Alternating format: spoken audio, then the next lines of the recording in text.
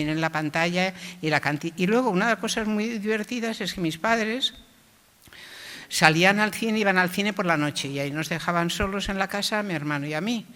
Y entonces pues mi hermano era muy serio y leía grandes obras y yo hacía versos tremendos y dramáticos y para salvar el mundo allí al otro lado de la casa.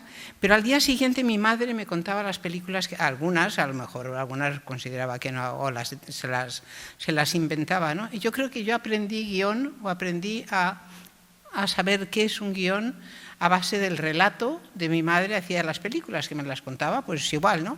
Pues ya tal, hay una pradera con unas vacas y de repente se oye un cencerro de no sé qué y una bicicleta de un niño que se baja de la bici, ¿no? Y me contaba aquello y eso es un guión, ¿no? La película que uno ha visto y luego describe en un papel, ¿no? Para que se haga, ¿no? Bueno, ¿por qué digo todo esto? No sé por qué lo digo, la verdad me estoy enrollando.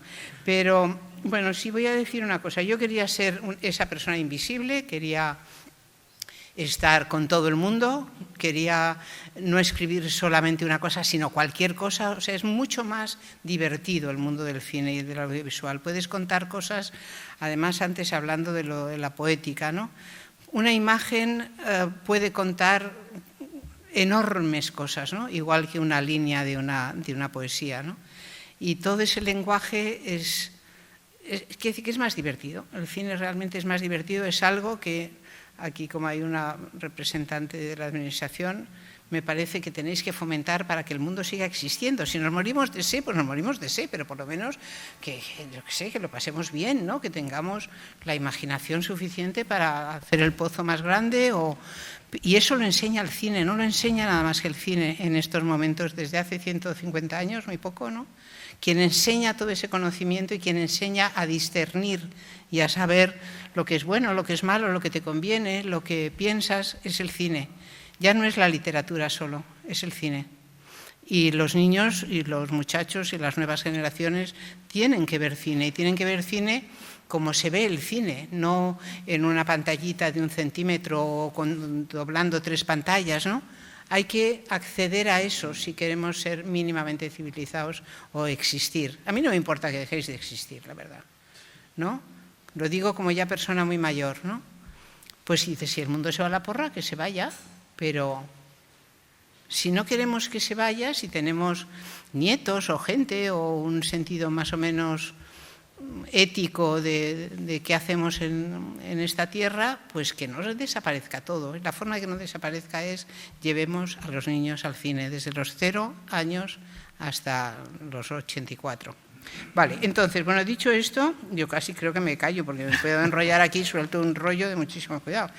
Pero, y aparte, como no veo lo que he escrito aquí, pero hay otra referencia, sí, otra referencia hablando de lo que es ser una persona invisible, ¿no? Que es el mundo estupendo del guión. Estás en tu casa solo, escribes, piensas, investigas, lo pasas.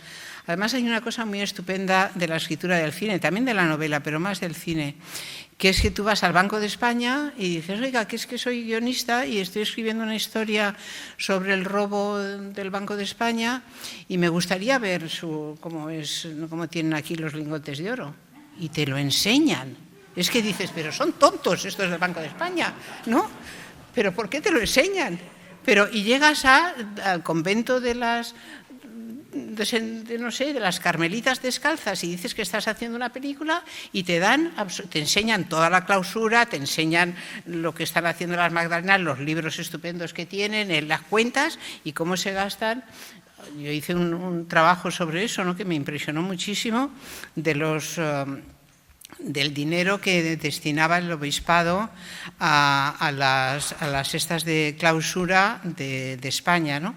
Y entonces era pues no sé qué para las cosas de dientes, pues no sé qué para cosas de esas que hacían de salidas las monjas de clausura relacionadas con la medicina, ¿no? Y no sé qué para electroshocks. Y dices, ostras, ¿no? Entonces encuentras cosas muy interesantes solamente por tener la curiosidad y por decir estoy haciendo una peli. Intentad cualquiera de vosotros ir al Banco de España que os enseñen los lingotes o a entrar en el convento de clausura que os vean, que os digan en qué se gasta el presupuesto y no se dan cuenta que te están diciendo la cantidad de dinero de electroshocks. Ahora me parece que no. Se hizo un programa que se llama Prohibido el Paso en Televisión Española, fue donde yo averigüé esto, ¿no? Pero ser invisible y ser guionista te abre las puertas de muchas cosas y está muy bien, es muy interesante. Y luego, pues ya está. Bueno, antes cuando hablabas de lo del firmar y de los nombres y de George Sand, yo sí firmo lo que escribo, lo firmo como Salvador Maldonado, que son mis apellidos, ¿no? El Maldonado era el andaluz, ¿no? Era este abuelo mío de Murtas, y Salvador es el apellido de mi padre. ¿Y qué pasaba? Que yo tengo un hermano, a mi hermano y a mí, mi madre nos caía muy bien, que era estupenda, mi padre nos caía fatal, ¿no? Entonces mi hermano podía hacer todo lo que quisiera porque era un chico, ¿no? Sobre todo era más mayor que yo y él salía a la calle solo y tal. Yo tenía 3 años menos y no me dejaban salir a la calle sola a corretear por Madrid, vamos, ni loca, ¿no? Entonces había algo que yo a los 5 o 6 años le dije a mi hermano, hay una cosa que yo puedo hacer que tú no, que es que yo como voy a ser escritora de mayor, voy a firmar como Salvador Maldonado, como Salvador es también un nombre, y así el apellido de mamá permanece, ¿no? Porque si no, no había hermanos, no sé qué, ¿no? O sea que realmente luego eso me ha traído enormes broncas con el mundo feminista diciendo, firmas como un hombre, que no, era una broma de niños, porque yo también lo podía hacer y mi hermano también lo podía hacer, pero yo con más razón. Y luego también eso tenía esa parte divertida. Cuando ya me empecé a ganar la vida con esto, realmente empecé a utilizar lo de Salvador Maldonado en un programa de cine mudo, que se llamaba Sombras Recobradas, ¿no? Y yo hacía la presentación, o sea, la segunda cadena en los tiempos de la tos, yo hacía la presentación de ese programa de cine mudo y la hacía, pues grababa 2 o 3 introducciones a presentar la película y lo hacíamos en un plató de cualquier manera, ¿no? Entonces eran los tiempos en que se fumaba, ¿no? Yo fumaba como una cosaca, ¿no? Y había yo qué sé, te sentaban en una silla, bueno, pues tal, yo sacaba el papel aquel y leía la presentación y tal, y luego decía, bueno, pues ahora para la otra película de no sé qué, pues sí, entonces pues apóyate en esta escalera, fumaba, tal, no sé qué, vaya. Hacía esas presentaciones. Y todo eso cuando aparecía en la pantalla, aparecía como Lola Salvador, presentación, Lola Salvador, no sé qué. Pero, ¿qué pasó? Que hubo un ministro, Villar Palasí, que en un momento que yo presentaba a Fausto, de Murnau, y yo estaba sentada en un sillón, así como era Fausto, pues en un sillón, así como que me pusieron ahí los de decoración, fumando, leyendo el papelito, ¿no? Sobre Fausto.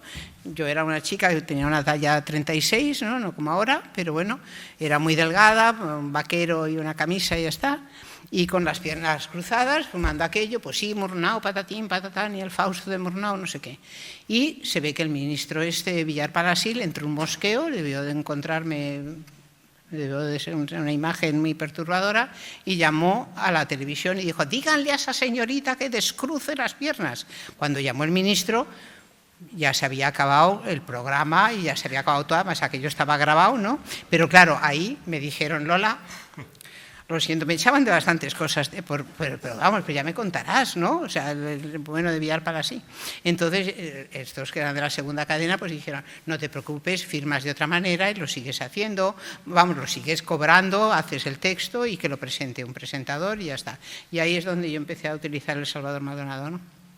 Era una cosa así como de siendo pequeña y luego también, pues lo bueno. Luego cuando he escrito algunos libros, a que sacas mamita, pues era muy divertido a lo mejor recibir algo, ¿no? O la gente en la feria del libro o en el tal, cuando hice el crimen de Cuenca, que había un lío horrible con el crimen de Cuenca, pues se sorprendían de ver que era una chica la que estaba allí llamándose Salvador Maldonado, o te mandaban una carta, señor Maldonado, tal, yo, ja, ja, ja. Bueno, todo esto es parte de esta broma. Y de ese mundo de querer ser alguien invisible. Yo ahora me iba a empezar a hablar de Aristóteles, pero me parece demasiado.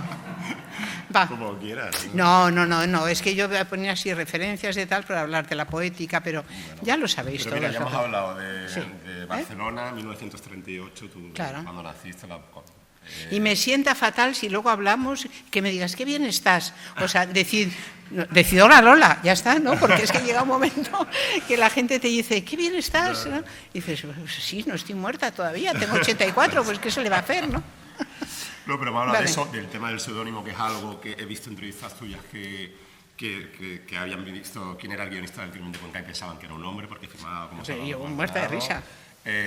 Y bueno, es interesante que tu formación es autodidacta, es decir, tú entras a realizar labores técnicas y artísticas, haces de todo, o sea, radio, prensa, teatro, cine, televisión, y además no solo como guionista, sino también realizando labores de producción, directora, escritora, escribes novela también. Se llama tener 3 hijos. Sí. Y no tener ningún tipo de otra ayuda, nada más que ya la que yo genero. ¿Cómo es el salto? Vamos a centrarnos más que en el mundo de la radio o del teatro o de la prensa, sobre todo en el mundo de la televisión y del cine.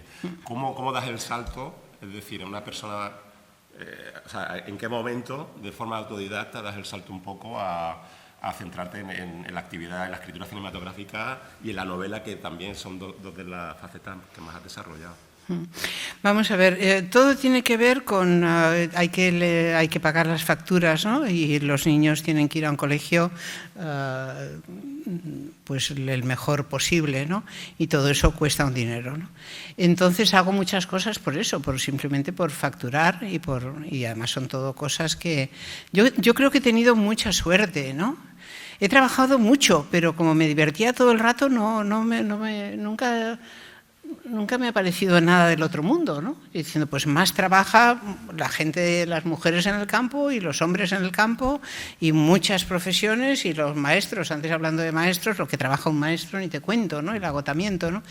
Pero yo he trabajado mucho, pero siendo muy exigente con qué hacía, pero básicamente defendiendo que eso costaba un dinero y que quería cobrar, ¿no? Esta cosa de parecer más joven que me ha pasado siempre, ¿no?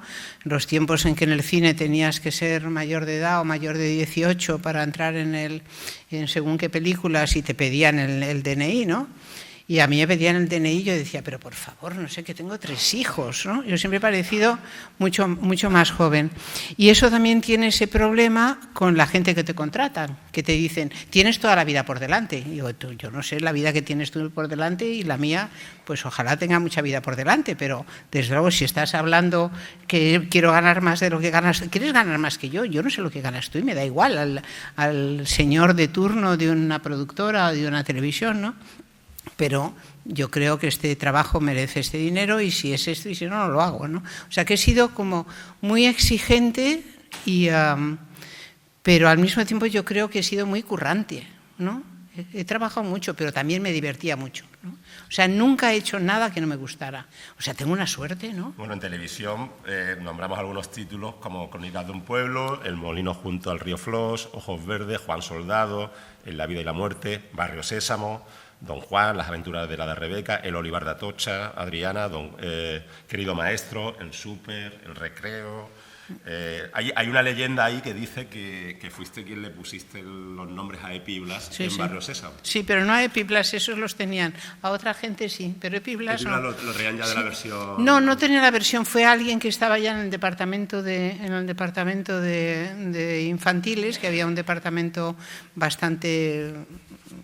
estupendo, estaba Blanca Álvarez, no sé si os acordáis de Blanca Álvarez, una de las primeras locutoras de televisión española. Y Blanca, cuando ya se hizo más mayor y tal, llevaba el programa, llevaba el departamento de infantil, ¿no? Entonces yo creo que fue en el entorno de Blanca que le pusieron unos nombres. Yo lo que sí hice fue crear el universo del barrio, ¿no? Que era el barrio donde yo vivía al final del Paseo de la Habana en Madrid, y era pues el señor que vendía los caramelos, el pescadero, el tal, y Sesame Street, ¿no? Era la calle Sésamo, ¿no? Pues yo lo dije Barrio Sésamo, todo eso sí es. Pero luego lo que pasó con aquello del... claro, hay una cosa que es muy importante y que toda esta suerte y este curro se debía también, en el caso del Sésamo, muy claramente porque yo hablaba inglés, que decir, dejé el colegio a los 11 años, pero al colegio fui al británico, al colegio británico, con lo cual yo era bilingüe desde los 4 años, ¿no? Entonces, o desde los 5, ¿no? Yo fui al colegio como todavía no tenía 4, ¿no? Entonces, el hecho de conocer inglés en ese momento fue importante porque no había tanta gente que en el caso del Sésamo, pues que pudiera ser la guionista jefe y también de todos los contenidos americanos, ¿no? Que venían en inglés y tal, ¿no? O sea que en ese sentido, pero claro, también eran épocas porque... es historia, o sea, los títulos que hemos nombrado es historia de la televisión española, es decir, estuviste casi en... Bueno, es que, a ver, debería ser... de encadenar ahí... Claro, es que había... Porque primero fue, o sea, antes de ver los guiones de cine, ¿hiciste callo ahí en televisión o fue paralelo? No, yo realmente, hablando un poco de tener las ideas claras de a qué te quieres dedicar, ¿no? Uniéndolo a lo que comentaba al principio, yo sabía que yo quería hacer lo que me gustara en la vida, sabía desde pequeña, desde muy pequeña, y yo creo que eso me lo enseñó el cine y mi madre, ¿no? Diciendo... Esta es tu responsabilidad, es tu vida, ¿no? Pero siendo muy pequeña, cuando todos los niños muy pequeños se plantean las grandes preguntas de la vida que luego no son capaces de resolver a lo largo de toda una larga vida, ¿no? Pero yo de pequeña me preguntaba todas aquellas cosas y tenía claro que había que hacer lo que uno quería, o sea, que la vida era una y corta y responsabilidad tuya, ¿no? También de pequeña eran los tiempos estos en que a mí me gustaba leer, me leía grandes tochos y me leía Ortega y Gasset, que la gente decía, pero ¿cómo te está poniendo, cómo está leyendo esta niña esto que no entiende nada? ¿Pero quieres decir por qué has leído en esta cosa? ¿Pero cómo que lee esta niña Ortega? ¿No? Porque yo tenía un abuelo que era conserje en la Biblioteca Nacional, entonces había libros por ahí que tenían el sello de la biblioteca y que ya no se utilizaban y yo me los llevaba porque me gustaba el objeto, el libro, ¿no? Pero yo decía, es que me gusta por eso, porque no lo entiendo. Y me decían, está mal, ¿no? Esta niña está mal. Pero lo que sí entendía eran las novelas de detectives del FBI, unas de papel repugnantes que se alquilaban en los kioscos, ¿no? Y las cambiabas, eran mugrientas absolutamente tal, ¿no? Y yo allí me compraba cigarrillos sueltos y las novelas, ¿no? Y me subía a la terraza de mi casa y veía que ante la pregunta, ¿y tú, niña, qué vas a hacer de mayor? Yo, detective. ¿Pero por qué detective? Pues para matar. Y decía, joder, esta niña que se vaya a dormir, ¿no? Porque me parecía estupendo esto de ser detective, resolverlo todo, no dormir por la noche, beber whisky, entrar en los sitios pobres o los sitios ricos. Era como muy divertido, ¿no? Y sobre todo, hacer justicia. Hay que cargarse al malo. Uno se lo carga y nada, se ducha y sigue viviendo y tal, ¿no? Entonces yo creo que todo ese mundo de la imaginación lo da el dejar a los niños solos un rato y que vayan al cine, ¿no? Es que insisto mucho, te miro a ti todo el rato porque digo, abre cines, o sea, sí, ábrelos, o quien pueda aquí, abrid cines, ¿no? Porque es que es bueno para las pobres criaturas estas pequeñas, ¿no? A ver, ¿por dónde íbamos? Bueno, también como autora de novela también escribiste Mamita Mía, Tío Buzones, El crimen de Cuenca, la trilogía del Olivar de Atocha. Y en cine, pues vamos a hacer un poco un repaso de tus pelis. Vera, un cuento cruel, El crimen de Cuenca, Las bicicletas son para el verano, El jardín secreto, Bern o la sala de las muñecas, Barrios altos, Tierno verano de lujuria y azotea, puede ser divertido, Salvajes, Manolito Gafotas. Está malísima. Muy mala la segunda parte, ¿no? No, era Mola Sergio. Eso fue una bronca con Elvirita Lindo, que es una borde. Y sí, no. Elvira Lindo es una borde. O sea, eso lo podéis decir porque la razón por la que esa película salió mal es por ella, ¿no? Pero podía haber salido bien, pero tuvo un lío allí de derechos y de tal, y de una cosa que había firmado, y era que si has firmado una cosa, mira, los contratos están hechos para cumplirse, ¿no? Entonces no puedes decir ahora que no quieres que la haga no sé quién, que no quieres que no sé cómo. Lo siento, aquí hay unos productores, una gente que quiere hacer este proyecto, que me han llamado, y yo no me voy a decir que no, porque tú no sepas lo que firmas. Guapa, pues aprende a saber lo que firmas. Bueno, total, que salió entonces aquello, salió todo fatal, quitaron el dinero, una bronca horrible. horrible y la cuestión es que la película es malísima. Yo ni siquiera he firmado el cobro de los derechos. No, el director me dijo al final, si quieres no la firmes. Digo, no, yo he hecho aquí una cosa y sale mi nombre, yo he hecho este guión, que ha salido esta basura de película, ¿qué se le va a hacer, no? Que Dios la juzgue a Elvira Lindo por esa película. Sí. Bueno, pero has trabajado con Pilar Miró, con Fernando Fernán Gómez, con José Luis García Berlanga, Jaime Chavarri, Carlos Suárez, es decir, leyenda. A mí me encantaría que nos contara, o sea, no sé, anécdotas o cómo fue. Yo sé que estás súper harta de que te pregunten siempre. No, ¿por qué? Por el crimen de Cuenca, que nace porque luego hubo también un conflicto con el tema del guión, que ahí hubo dos guionistas que se apropiaron un poco, era idea original tuya y se la apropiaron de otra manera. Y no sé. No, pero quiero decir que lo del crimen es ya cotilleo, así que ya somos amigos, ¿no? Y es una tarde así de cotillear, ¿no? Pero lo del crimen, sí. ¿Cómo fue el proceso, sobre todo? ¿Cómo se te ocurre la idea de escribir sobre sé que estabas muy metida con el tema de las torturas, haciendo investigaciones. ¿Cómo se te ocurre la idea del crimen? ¿Cómo nace? Y luego este conflicto, ¿cómo lo pudisteis solucionar? Y luego la relación con Pilar Miró. Horrible, sí. Horrible. No, Pilar era muy bruta, era una tipa estupenda, pero muy, muy bruta. Bueno, ¿cómo nació más o menos? No, sí, te comento. El crimen sale de un... Yo tenía un amigo que había sido vecino y muy amigo y muy tal, que Antonio Colodrón, un psiquiatra que ha fallecido hace relativamente poco, estupenda persona. Y entonces también entra ahí el idioma, ¿no? En Grecia había un congreso de médicos para tratar temas de las secuelas de la tortura, ¿no? Y entonces Antonio no hablaba demasiado inglés y me dijo, ¿por qué no te vienes conmigo? Pues para yo qué sé, para cuando ya hablas con otra gente ya más cercana y más tal, una cena y no sé qué, para ayudarme en esto, porque yo me enteraré de las ponencias y del tal, pero de otra cosa tal. Yo dije, pues encantada, ir a Grecia, fantástico, no sé. Y entonces me fui a Grecia con Antonio y estuve en ese congreso donde había todos aquellos médicos hablando de las secuelas de la tortura, ¿no? Era como súper interesante todo el tema de cómo, dependiendo de dónde venían estos médicos, ¿no?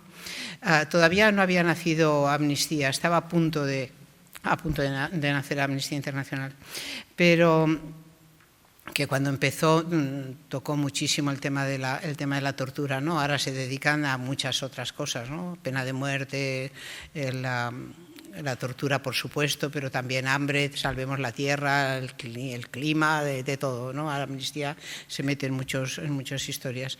Pero entonces era básicamente el tema de pena de muerte y de la tortura. Entonces, a mí aquello me impresionó muchísimo. Me impresionaba, por ejemplo, los médicos suecos que habían hecho pruebas con cerdos, ¿no? Con animales, apagando cigarrillos en la piel del cerdo, ¿no? Para ver qué causaba, porque, o sea, hablaban de, yo qué sé, de no sé qué, ¿no? Quiero decirte que yo aprendí muchísimo de todo el tema de la tortura y de tal. ¿Qué pasó como un año después, o no me acuerdo cuánto tiempo después de eso? Que estando yo con Porto, con Juan Antonio Porto, también un colega fallecido,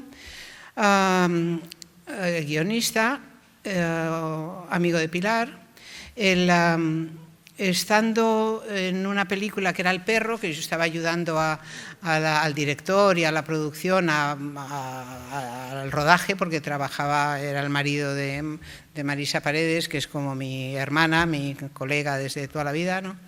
Y entonces yo les estaba echando una mano y ahí estaba Porto, que había hecho el guión del perro, y cenando con un actor que había hecho la cosa de la niña esta que le da vueltas la cabeza, ¿cómo se llama? El exorcista, ¿no? Estaba este actor, ¿no? Y estábamos cenando este actor, Porto y yo. Y estábamos cerca de Cuenca, en un rodaje del perro, y charlando de cosas. Entonces empezó a charlar otra vez el inglés, ¿no? Porto no hablaba inglés, yo traducía de un lado para otro, y entonces hablábamos de lo que de dónde venía la historia del crimen de Cuenca, ¿no? Yo tenía una amiga que era de Cuenca, entonces yo contaba lo que yo sabía del crimen de Cuenca, que era que un actor, ¿no?, había contado en los entreactos del teatro, que era, ¿cómo se llama? Bueno, Luis, bueno, no me acuerdo. Y contaba un crimen muy terrorífico como en broma, ¿no?, diciendo, pues este hombre que le han cortado por tantos sitios, que han matado, el malvado, no sé qué, no sé cómo, que de repente cortan la cabeza, ¿no? Y entonces pues tenía como esas bromas así como chabacanas y graciosas, ¿no? Y diciendo la cabeza, no sé qué, la machaca, se la machacan con 2 piedras, o sea, como unas alusiones así como en broma, ¿no? Y Luis Esteso. Y este Luisito Esteso había hecho en los entremeses del teatro en Cuenca, había recitado este poema, este cuplé, esta tontada, ¿no?, contando una cosa terrorífica, y como hablaban de Cuenca y del crimen de Cuenca, le rompieron las piernas los espectadores, como si vosotros me rompéis las piernas dentro de un rato, ¿no?, por mosqueaos con algo que yo digo de Marbella y salgo allí y me pateáis, ¿no? Vale, no voy a decir nada. Pero poned cines, películas, por favor, salas. Entonces, yo sabía eso, entonces yo contaba eso, que mi amiga me había contado del crimen de Cuenca, no sé qué, y Porto también contó que este caso de Luisito Esteso estaba basado en un hecho real de una gente que los habían condenado a base de machacarles y torturarles por un crimen que nunca había ocurrido. Y entonces, eso se quedó allí, ¿no? Y al cabo de nada yo dije, esta es una película, ¿no?, clarísima de contar esta historia para hablar sobre la tortura, ¿no? ¿Cómo es posible que encarcelen, los condenan a muerte, pasa de todo, se pasan no sé cuántos años en la cárcel porque creen que se han cargado a un pastor, estos otros 2 pastores, y al cabo de 16, 17 años aparece el pastor vivo? ¿Qué cosa mejor, no?, para hablar sobre la tortura? Entonces, cuando yo dije, esto hay que escribirlo, pero todo eso estaba, la barbarie de la tortura, toda esta cosa. Había también una cosa en ese momento, que es que Amnistía Internacional, que estaba empezó como a poner en sus informes anuales que en España existía tortura, ¿no?, que había tortura de la policía, que había, bueno, ya sabéis que Amnistía nunca habla de su propio país y no son otros países que se hablan unos de otros y todo este lío. Bueno, me parecía que el tema de la tortura, esto eran los primeros años de la transición, ¿no? Entonces yo dije, pues esta historia igual se puede contar, es una historia de 1902 o 1900 nada, ¿no? Y se puede tratar el tema de la tortura porque es estupendo, ¿no? Dices, qué mejor cosa contra la práctica de la tortura, que decir, usted puede torturar mucho a unos y a otros, van a cantar la traviata, van a decir lo que sea, que sí, que lo han matado, que se lo han comido, que lo han quemado, que lo han cortado trozos, que lo han tirado al río, que lo han enterrado. Aquellos pobres desgraciados los machacaron y entonces contaban lo que fuera. Y 16 años después, el supuesto que han matado, pues aparece vivo, ¿no? Entonces eso surge de ese impulso de querer tratar sobre el tema de la tortura en una película basada en un hecho real español. Entonces yo esto se lo propongo a Alfredo Matas, al productor, que casualmente éramos amantes, ¿no?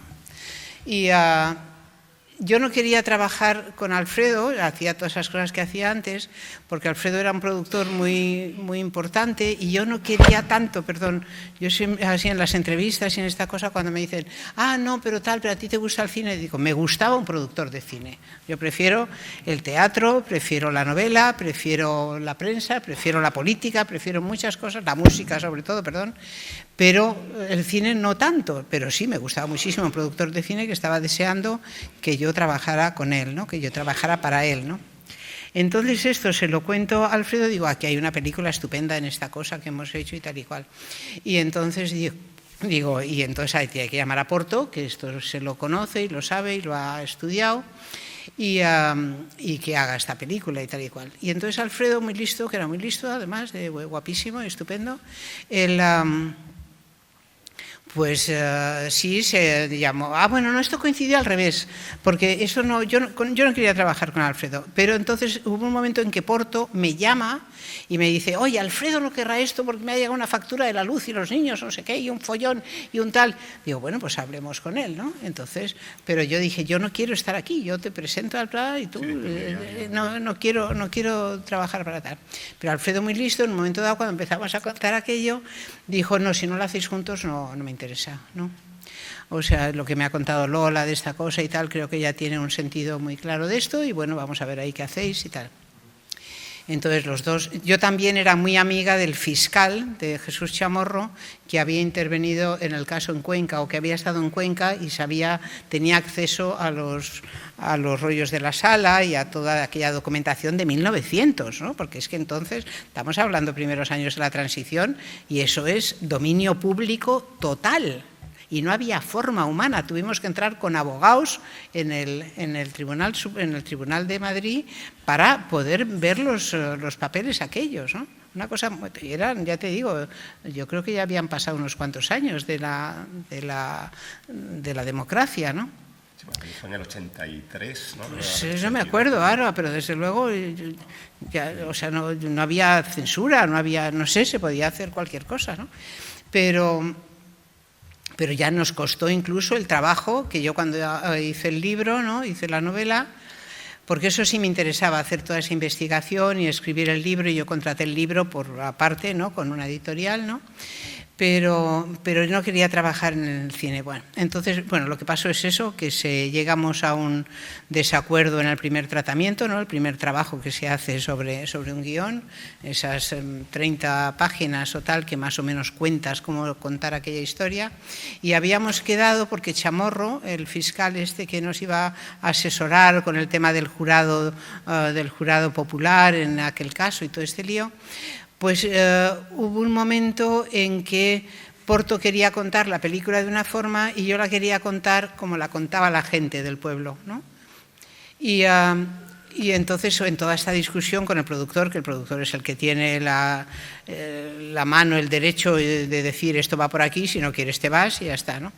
Pero entonces nos dijo, bueno, escribid un tratamiento cada uno, ¿no? Y después, pues yo decido y trabajáis los dos en una línea o en otra. Yo la línea de Porto la veía, pero no me gustaba tanto, porque era la línea de ver que estos dos pastores habían matado al tercero, ¿no? Y a los 40 minutos de película se veía que no. Y entonces eso me parecía una trampa, ¿no? Digo, ¿pero por qué hay que hacer esa trampa? Para culpabilizar al espectador. ¿Pero por qué hay que culpabilizar al espectador? Contemos las cosas como lo cuenta la gente. Hay estos pastores, viene tal, viene un juez, viene otro juez que es un cabrón, hay una serie de problemas políticos con unas elecciones entre los dos pueblos. Vamos a contarlo como lo cuenta la gente, ¿no? Vale, entonces yo hago ese tratamiento, habíamos quedado, bueno, pues cada uno por su lado, y hacemos un tratamiento. El día que lo teníamos que llevar, quedamos juntos para ir. Y Porto abre su cartera y yo llevaba una carpetilla, no sé qué, con los 10 o 15 folios del tratamiento, y Porto presenta un guión. Y yo dije, ¿y esto? Es que él ya lo había escrito hace no sé cuánto tiempo. Es que fue un traidor, está muerto, pero que Dios lo tenga en su gloria, ¿no? Porque qué tramposos, a mí no me han hecho demasiadas trampas, pero las hay en todas partes, ¿no? Aparte él me adoraba, yo le gustaba mucho, era muy simpático, era todo muy simpático, pero ahí fue un traidor malísimo, ¿no? ¿Eh? Bueno, sobre todo que yo dije, pero ¿y esto? Hemos quedado en hacer un tratamiento y luego trabajar los dos. Tú eres tal, no sé qué, tú eres mi mona, tú no sé qué, pero el bueno va a ser esto y lo tuyo es una chorrada y no sé qué. Y dije, ¿esto qué es? ¿No? Entonces Alfredo pues dijo, lo siento mucho, me interesa, no solamente porque esta chica me guste también, ¿no? Perdón. Eso no influyó, ¿no? Sí. ¿Fuerais amantes? Eso, hay unos malvados que han escrito la historia esta, ¿no? Hay uno de estos que hacen cosas de investigación, ¿no? Y entonces yo lo que pasa es que como tengo siempre tanto lío y tantas cosas que hacer, no lo leí, porque él me lo mandó, me dijo, léelo y tal, y yo dije, sí, ideal, no sé, no le dije, no lo he leído, pues si lo hubiera leído, he dicho, esto es mentira, y si publicas esto, o no me gusta el tratamiento, diciendo, era muy guapa esta chica, su enorme belleza, no sé qué tonterías dice el pobre hombre aquel, ¿no? Que es un historiador de estos de cine, pero pero lo llevó por ese lado, ¿no? Pues salió la historia que que dijo el productor, porque la chica le gustaba mucho, ¿no? Y como ella tenía muchos niños, tenía que ganar dinero, pues dices, ¿pero qué dice este? Le voy a dar no sé, un sillazo, algo con algo en la cabeza. Bueno, total, esa es la historia. Eligió tu claro, sueño, entonces si yo me puse, yo que no quería trabajar con Alfredo, pues escribí el guión yo solita y ya está. Y ¿no? luego entró Pilar en el proyecto. Luego entró Pilar, claro, pero Pilar era amiga de Porto, pero se hizo el guión que yo escribí. Pilar, que firma el guión, es que había tantos líos, ¿no? Que yo dije, no quiero saber nada más de esto, ¿no? Eso también es un poco... Bueno, pero esto es ya la cosa esta barata de la gente, ¿no? Pero quiero decir que Pilar, es que los directores entonces lo firmaban los guiones, sí, aunque los escribieran. Aunque no escribieran nada. Claro, aunque no escribieran nada. Eso ya venía de televisión, porque en televisión los pobres desgraciados los llamaban realizadores y no cobraban derechos de autor. Realizaban el programa y cobrábamos solo los músicos y los guionistas, ¿no? Y entonces, pues era una práctica firmar cosas que no has escrito. Es decir, que en esa película no hay una coma que haya escrito Pilar. Figura como idea, todo esto yo, mi generosidad idiota y sobre todo diciendo no quiero problemas ya con esto, no me da igual, ¿no? Que tal, pues figura idea de Porto, y dices, ¿idea? ¿Qué idea? ¿No? Y guión de Salvador Maldonado y Pilar Miró, ¿no? Que Pilar lo único que hizo fue juntarse conmigo, como no tenía más remedio, ¿no? Porque había que quitar un día o dos de rodaje para yo decirle, pues por aquí o para allá, pero ahora lo que pasa con esto es que se hizo, por ejemplo, a los 40, esto ya es entrar en la basura, o sea que los guionistas no somos todos encantadores, ni hablamos bien los unos de los otros, ¿no? Pero aquí, ¿qué pasó? Que hacen este documental, que es a los 40 años del crimen de Cuenca, hacen un documental que se llama La no sé qué del Cepa, cuentan allí unas cosas que no son verdad para nada, pero ¿a quién invitan a la presentación? Al hijo de Pilar. Y dices, pues me parece ideal que Gonzalito vaya, pero dice, no, pero por favor, Lola, pero te vienes a la fila cero. Digo, a la fila cero va a ir tu madre, ¿no? O sea, es que el crimen de Cuenca lo he escrito yo, ¿no? Pero bueno, quiero decir que hay toda esta cosa que es conocida dentro del mundo nuestro, bueno, cosas que pasan. Normalmente no me ha pasado casi ninguna cosa desagradable, pero claro, Pilar era muy bruta y muy tal, y a mí me daba igual. Yo es que yo no quería escribir para el cine, ¿no? Quería seguir haciendo cosas de tele, pero sobre todo no quería escribir para Alfredo, claro, y luego las otras películas ya puestos. Luego fue aquello, un bombazo. Bueno, fue el bombazo total. Y claro, ya sí. Vino luego un poco, digamos, todo. No, ya luego vino esa cosa de, yo veo las bicicletas son para el verano en el teatro, ¿no? Que era muy amiga de Fernando y de Emma, ¿no? Y entonces le dije a Alfredo, hay una película ahí en esa función que vamos, la tienes que ver mañana, ¿no? Entonces pues fuimos al de tal y por la tarde ya estaba comprando Alfredo los derechos, ¿no? Y entonces, pues sí, yo hice el guión, hice 4, 5 o 6 cosas con Alfredo, ¿no? Unas buenas, que eran las que yo proponía, y unas no tan buenas, que eran las que de alguna forma también hice con él. ¿La relación con Fernán Gómez? Muy buena, ¿no? Sí. Quiere decir que Fernando era un grandísimo, ¿no? Igual también Alfredo fue un grandísimo productor, claro. Pero yo qué sé, todo su cine con Berlanga y sobre todo un hombre muy del cine en el sentido de distribuidor, exhibidor, productor, todo, ¿no? Y ya estaba en plan cotilleo un poco ya de... A ver, sí, ya cotilleo, ya, sí. Y Berlanga, claro, con Berlanga. Bueno, pues muy bien, quiero decir que es que ellos dos son... De los tótems del cine claro, español, claro. Es que ellos eran muy simpáticos, ¿no? Muy simpáticos, total. Muy amigos, ¿no? Alfredo y Luis, desde que hicieron Plácido, ¿no? Eran muy, muy amigos, ¿no? Muy amigos, ¿no? Y entonces pues yo he estado en ese círculo de ellos dos y de todo ese círculo de gente en algo que sí he procurado siempre, ¿no? Que es trabajar con los mejores, ¿no? O sea, no tengo un duro en el banco, esas cosas no me dan igual, siempre me han dado igual, si he pagado todas las facturas, pero nunca he tenido suerte en elegir, diciendo esto sí, esto no, esto sí, ¿no? Y yo creo que eso es muy bueno en todas las cosas, ¿no? Para los hijos, para los nietos, diciendo, trabajad con los mejores, ¿no? Porque ahí es donde de verdad aprendes. Igual no ganas mucho dinero y ganarías más, o tendría el banco estos bancos que hay ahora que no existen, que es una cosa rara, ¿no? No sé. Porque vas al cajero y dices, no, lo sentimos mucho, no le damos dinero. Pero ¿cómo? BBVA, ¿me quiere usted decir por qué no me da mi dinero? ¿Pero qué es esto, no? Son horribles los bancos ahora, no sé si esto lo... Y luego has hecho muchas adaptaciones también. Sí. O sea, muchos guiones adaptados. Sí. Es más, tienes un Goya a mejor guión adaptado también, sí. por Salvajes, con Carlos Molinero. Y me gustaría saber cuál es tu metodología. También hay mucha gente que escribe, que está interesada en la escritura, en los guiones, en la literatura. ¿Cuál es tu metodología de trabajo? ¿Cómo te enfrentas a las adaptaciones? ¿Cuándo es una obra original? ¿Cuándo es una adaptación? O sea, ¿cuál es tu Es lo mismo, nada más que si estás adaptando algo, yo creo que la adaptación tiene esa tendencia. Yo si veo una buena novela o una cosa de teatro, digo, ¿no? O sea, quizá porque valoro mucho el libro y valoro mucho el teatro, ¿no? Por eso me parece estupendo pillar de ahí, ¿no? Tienes algo, tienes el argumento. A lo mejor en Bicicletas era complicadísimo adaptar aquello porque era una cosa que duraba la tira de había muchos momentos que en el teatro se resolvían simplemente con un negro y ahí pasaban los meses. Eran los 3 años de la guerra. No sé si recordáis Las Bicicletas, son para el verano, ¿no? La peli, ¿no? Pero era de difícil, pero sin embargo tenía líneas de diálogo, porque en la obra de teatro aquello cada 7 u 8 minutos acababa una secuencia, una escena, ¿no? Y se iba a negro, ¿no? Y luego otra y otra, ¿no?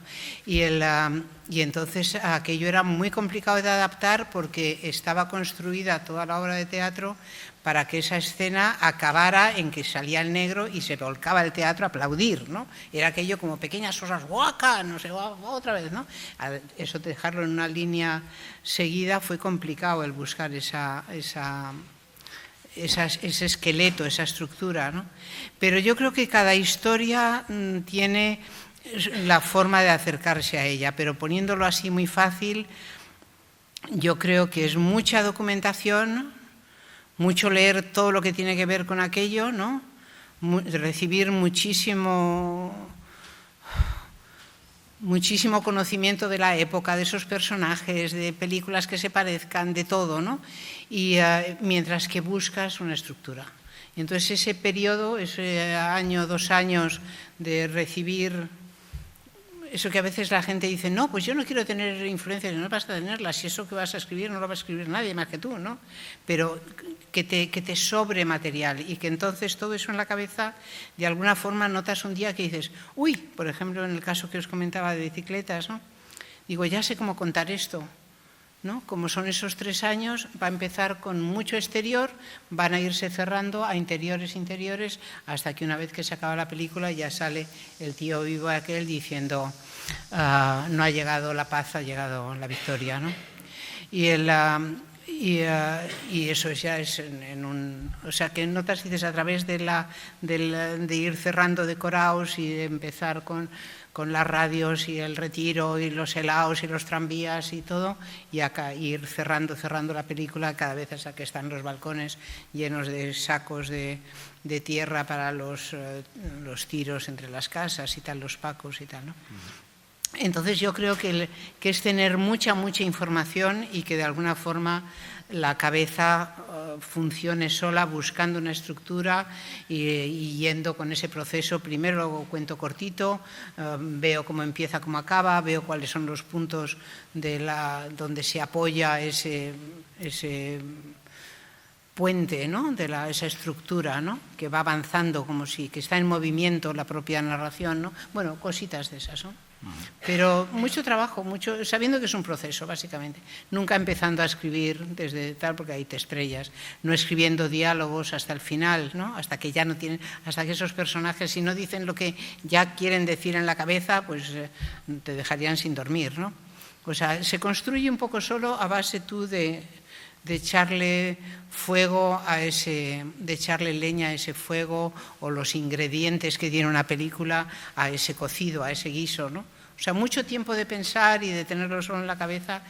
En ese sentido es muy bueno el trabajo del guionista, porque es muy complejo. en el sentido que no solamente vas a ver una película en la cabeza y luego describirla en un papel para que la hagan, sino que tienes que saber sobre muchas cosas, ¿no?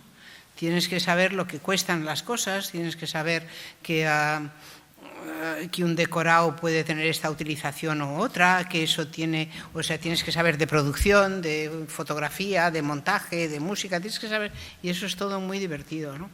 Ver mucho cine, yo creo que básicamente si alguien quiere escribir guión es ver mucho cine, porque ahí es donde de una forma natural vas aprendiendo lo que es el lenguaje del cine, ¿no? Que pasa de un momento a otro con unas elipsis enormes y con unas trampas terroríficas, ¿no? A lo mejor haces la pregunta típica del gato pardo, ¿no? Dice, si recordáis el gato pardo y os pregunto ¿cuánto tiempo creéis que pasa en el gato pardo, ¿no?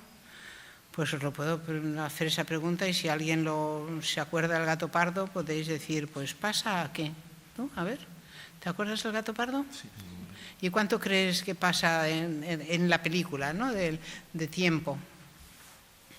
¿Qué dirías que pasa? Muchísimo, ¿no? ¿Cómo cuánto? No recuerdo, la verdad no la tengo. ¿Ah? Un mes. Pasa nada, claro. Pero la sensación que tienes es como que pasa una vida. Por una secuencia simplemente aquella del gato pardo que hace una cosa con un pañuelo, no sé qué, del tiempo y de un cuadro, y dices, pero no ha pasado poquísimo tiempo, y todo el mundo piensa que han pasado no sé cuántos años de la decadencia de toda esa familia, ¿no? Pues todos esos misterios de ese lenguaje del cine que con una imagen o con un corto, o sea, te cuenta cosas que ni tú mismo eres consciente de que te las están contando, ¿no? Entonces... A ver, todavía no ponen cara de aburrirse. Voy a ponerme las gafas a ver si alguien...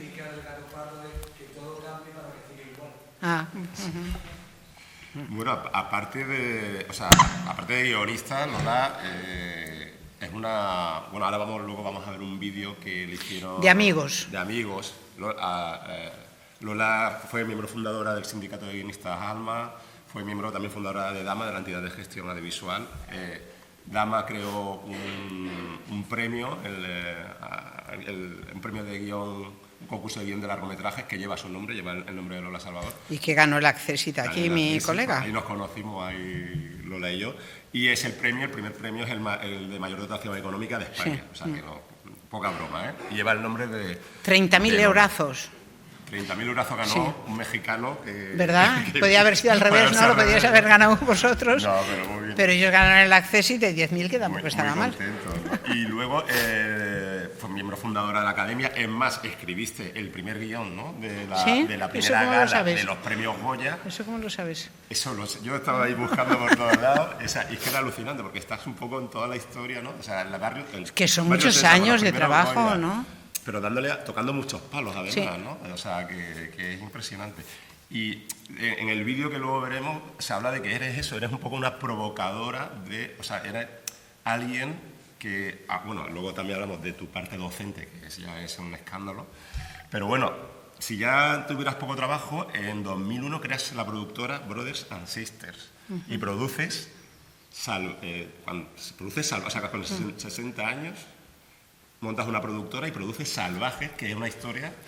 Eso es la historia de los muertos en la playa que vienen ¿no? O sea, uno de los problemas más grandes de toda la... Carlos Molinero. Escribes el guión con él, ganáis... Con él y con más gente de la escuela de cine, sí. Estos son colegas, amigos. Porque era alumno tuyo, Carlos. Sí, tenía 17 años, estaba allí y decía yo, qué listo es este muchacho. Tenéis 3 nominaciones a los premios Goya, ganáis el Goya al mejor guión adaptado. Y luego con Carlos continúas con una relación realizando. Sí, somos muy amigos, sí. Y la niebla de las... Y hacemos La Niebla, que es una película bárbara. Que además diriges también. Sí, con él, sí. codiriges, ¿no? Sí. O sea que no paras de trabajar, pero, o sea, de crear y de... Y luego está el tema de la docencia, donde aquí, aparte de ser... Yo ya te hablo, yo sé que no te gusta que te diga lo de leyenda, pionera... Sí, no, leyenda viva, me dicen, bueno, que esté muerta, o sea, todo el mundo quiere matarme, de verdad, ¿no? Pero aparte de tu camino, como guionista, como productora, claro, ahí paralelamente tienes un camino en la docencia donde eres maestra de maestros, es decir, se consideran alumnos tuyos gente como Fernando León de Aranoa, Joaquín Oristre... Pero porque tienen mucho morro. Yolanda García Serrano... Porque tienen mucho morro, no. Porque yo además no soy una profe, yo acompaño una historia como cualquiera de vosotros. Si empezamos aquí a contar, pues mira, llega un tren, del tren se baja un niño pequeño que mira alrededor, aparece un policía y le dice, pero tú qué haces aquí solo porque se ha caído la noche y está ahí. Y entonces tú me dirías, bueno, pero entonces ¿dónde es la estación? Pasamos o no se come, pero el niño... O sea, contar cuentos alrededor de una lumbre... Lo hacemos todos, jugando a las películas. Quiero decirte que contar, ¿no?, es lo más natural del mundo. Entonces, lo que yo sí hago con gente que les viene bien y les parece bien es que me cuentan sus rollos y yo digo cosas, pero no soy maestra, no soy una docente que haya estudiado. Hay como de verdad, como muchos colegas o no colegas que son profesores de guión y profesores. Yo lo que acompaño es las historias, soy una buena pared, escuchar, tengo como frontón, ¿no? Pero claro, todos estos que tienen mucho morro, pues pero, ya está, ¿no? Pero es que él estudió grafía y ha dado clases en la CAN, en las CAC, en la Claro. Escuela de Cine de San Antonio de los Baños. Claro, en todas partes, sí. En el Instituto Cervantes. Sí, pero muy poquitos días, o sea, muy poco. En universidades de Estados Unidos, España, Sí. Noruega, Italia, Suecia, Reino Unido, Colombia, Sí, República sí, Dominicana. sí. O sea, ¿en qué país lo has dado talleres? No, sí, bueno, pero igual que mañana, que es un día, pero es que yo voy por la calle y me dicen, Lola, y yo no sé quién es, ¿no? Y me dice, he sido alumno, y digo, vas a ser alumno mío, me acordaría de ti, ¿no? Es alguien que ha estado como vosotros, ¿no? Pues en una cosa como mañana vamos a estar con unas personas que tal, ¿no? Pero no, yo no me considero docente en ese sentido. Yo lo que pasa es que al lado de ese mundo vamos a reunirnos con unas personas que están escribiendo o que les gusta el cine y qué tal, y que yo les puedo contar lo que estoy contando aquí ahora, y si vosotros me contaréis una historia, digo, qué interesante, pues a lo mejor eso pasaría, no sé qué, y ya está, ¿no? Pero lo he hecho poco. Lo he hecho muy poco. Lo que sí he hecho, sobre todo en el mundo de América Latina, es promocionar la industria. Es decir, a ver, pero aquí, ¿por qué no hacéis un poquito de cine, no? ¿Pero por qué? Porque tenéis un dinero, pero por aliaros, hacer coproducciones con no sé quién. O sea, he sido como muy activa intentando que la industria del cine funcione, ¿no? Y una forma es, pues, como hay tantos programas de desarrollo, de encuentros, de hubs, de rollos, pues he estado por allí como alguien, pero sobre todo al lado lo que he estado intentando es decir, vamos a formar más gente, que haya salas, que el cine se enseñe en las escuelas, o sea, más en ese trabajo de mantener la industria, ¿no? Lo de la alfabetización que... Claro, la alfabetización audiovisual que es básica, ¿no? Luego también has sido consultora para productoras, es decir, después de montar tu productora, trabajas para MediaPro durante 7 años y analizas y desarrollas proyectos como los largometrajes La Edad de la Peseta, La Torre de Suso. A mí personalmente, ya una cuestión a mía particular, me interesaría saber cómo fue el proceso de análisis y desarrollo de Camino de Javier Fesser, de la película. O sea, ¿cómo te llega el proyecto? ¿En qué colaboras? No, quiero decirte que yo en MediaPro era lo que llaman así, como ahora todo se llama de formas americanas, ¿no? Pues era un... ¿Headwriter? No un headwriter, sino esto lo llaman un senior, pues un senior, ¿no? O sea, eres alguien que sabes mucho y que tienes muchos contactos y que tienes un criterio del que se fían y te lees todo lo que llega por allí, que tal, que cual. Yo cuando empecé a trabajar en MediaPro me había llamado un ejecutivo que había trabajado con Alfredo y entonces querían ser una grandísima productora que no... Son una grandísima productora ahora, pero no es la productora que podía haber sido según lo que hubiera valorado más, ¿no? Que es que hubieran hecho un cine más experimental, más independiente, más transgresor, ¿no? No solamente ir al éxito más fácil y al dinero más sencillo, ¿no? Y entonces con el tema de Camino fue una cosa que nos llegó y yo estaba por eso de Senior Advisor, que es que se me había olvidado lo de que era Senior, pero lo de Senior Advisor. Entonces yo era aquello, pues eso, una mayor que conocía mucho la industria y la gente y tal.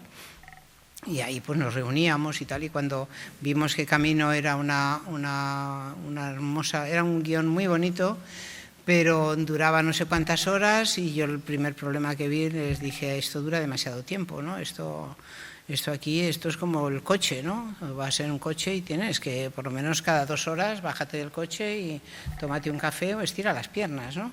Y en una película, pues para eso están los intermedios, o estaban antes los intermedios, ¿no? Porque la gente quiere levantarse la butaca, ir a beber agua o a ir al lavabo, ¿no? Pero entonces hubo ahí todo un trabajo con Javier de ajustar un poco eso, y hubo muchas guerras, muchas broncas, porque él no lo quería acortar, ¿no? Y él había tenido también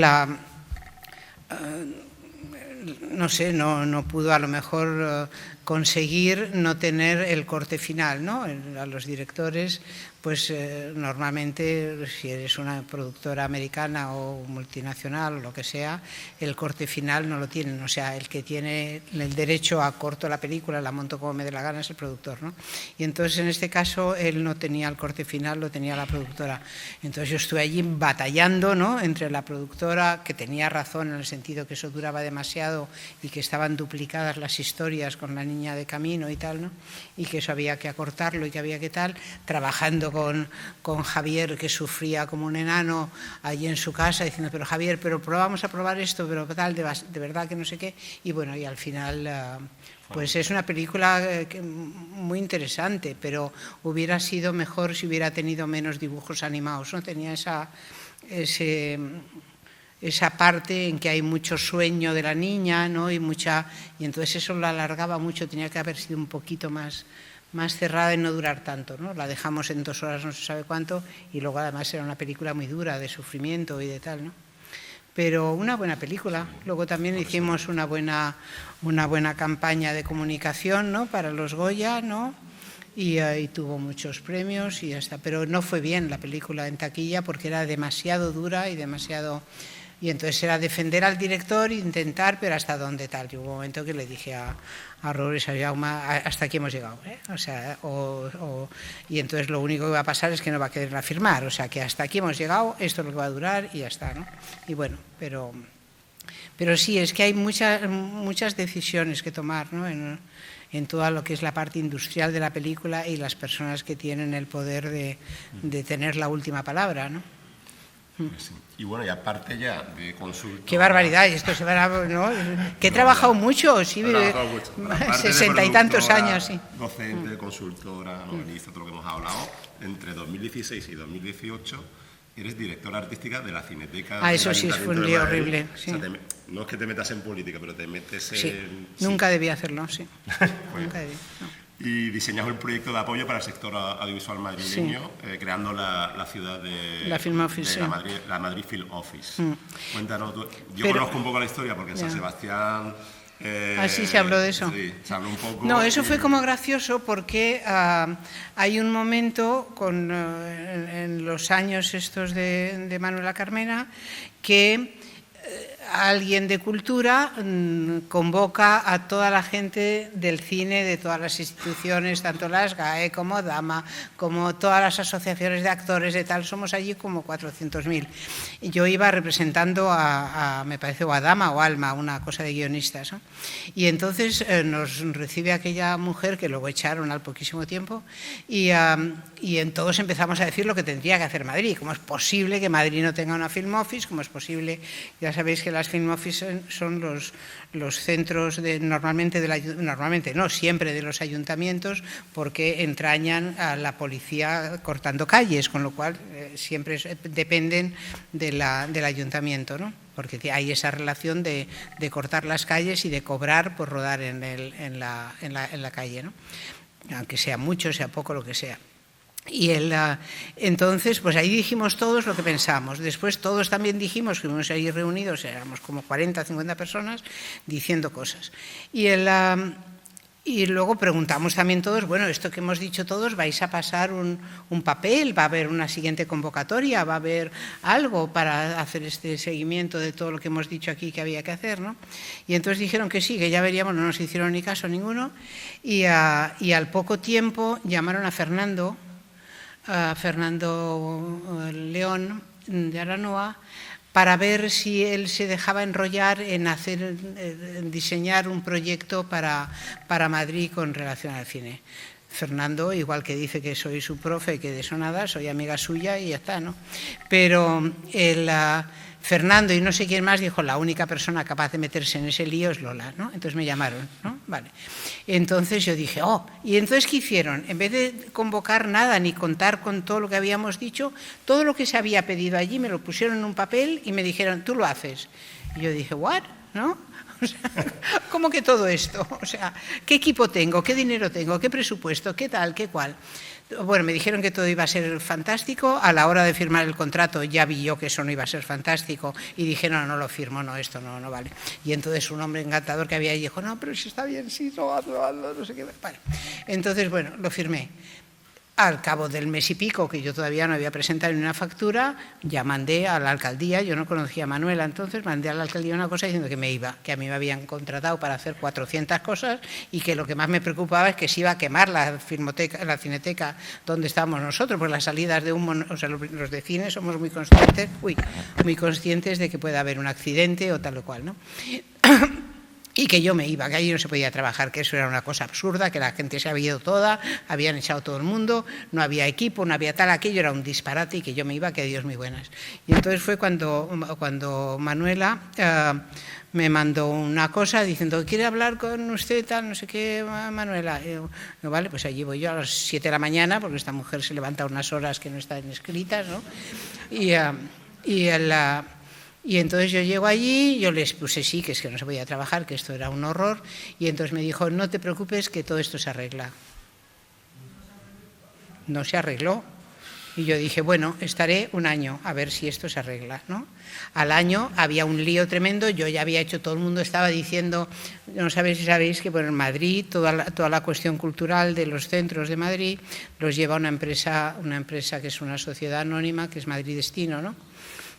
Entonces Madrid Destino es la que gestiona todo el presupuesto enorme que pone el ayuntamiento en todo lo cultural de la ciudad, ¿no?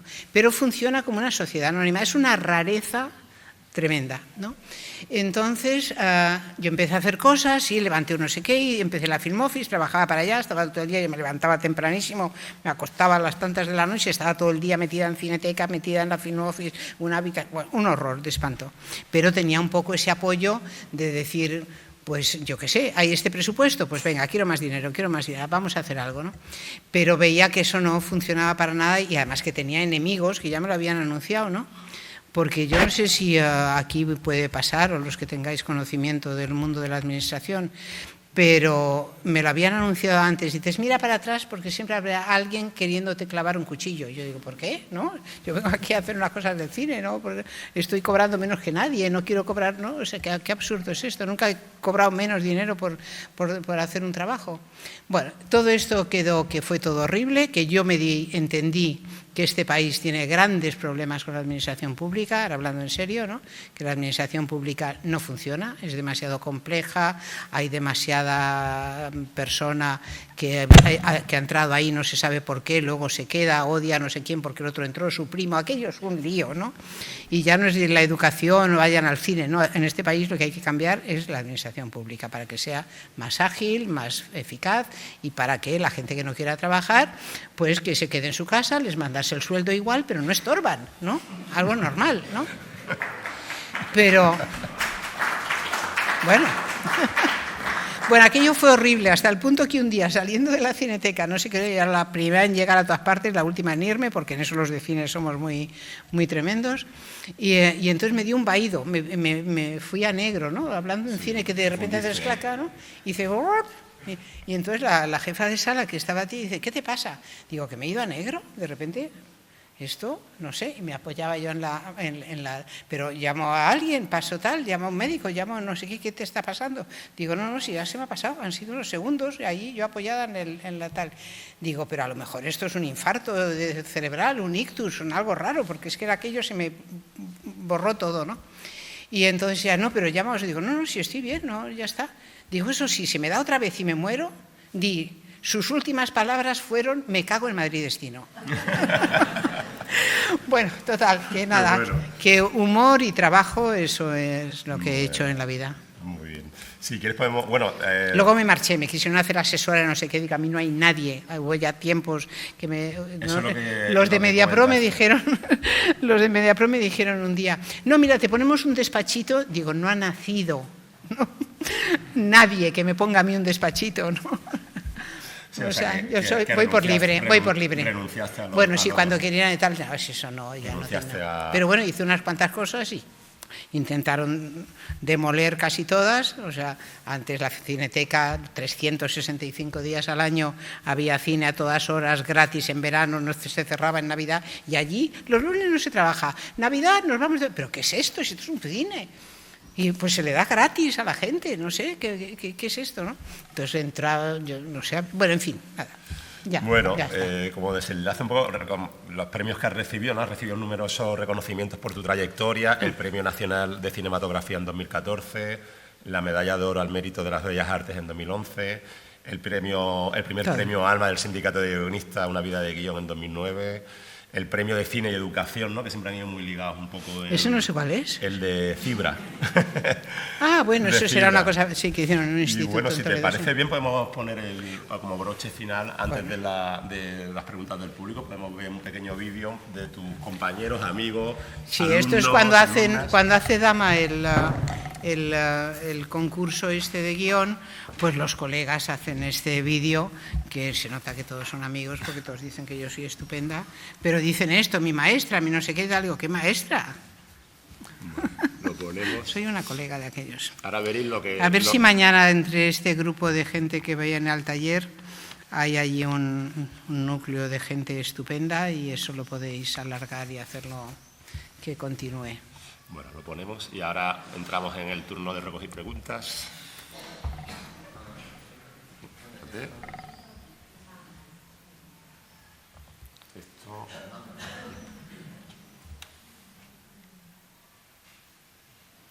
Este es Cobeaga, que ahora es Virginia Yahweh, la presidenta de Dama. Dama es la sociedad de gestión que hicimos para que no nos estafara más las GAE hace ya muchos años.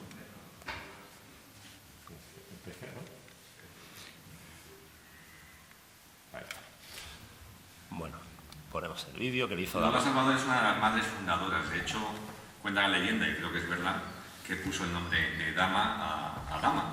Teníamos ganas de crear un premio de guión y su nombre nos parece importante, primero porque es una guionista fundamental de la historia del cine español y porque es una guionista mujer. Que creo que eso, además en estos tiempos que cada vez más Esto es la mujeres mujer, se animan a escribir, tienen más presencia No sé qué era. en No. las series, en las películas, pues es también un mensaje importante que quiere mandar Dama.